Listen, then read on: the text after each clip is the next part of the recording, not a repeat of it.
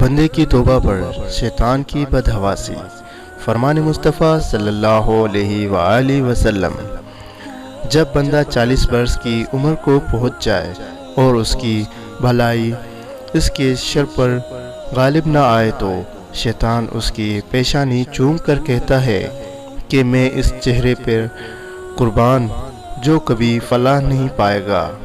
پھر اللہ عز و جل اس بندے پر احسان فرمائے اور وہ شخص اللہ عز و جل کی بارگاہ میں توبہ کر لے اور اللہ عز و جل اسے گمراہی سے بچا لے اور جہالت کی تاریکیوں سے نکال دے، تو شیطان کہتا ہے ہائے افسوس، اس نے میری آنکھیں ٹھنڈی کرنے کے لیے ساری عمر گمراہی میں گزاری۔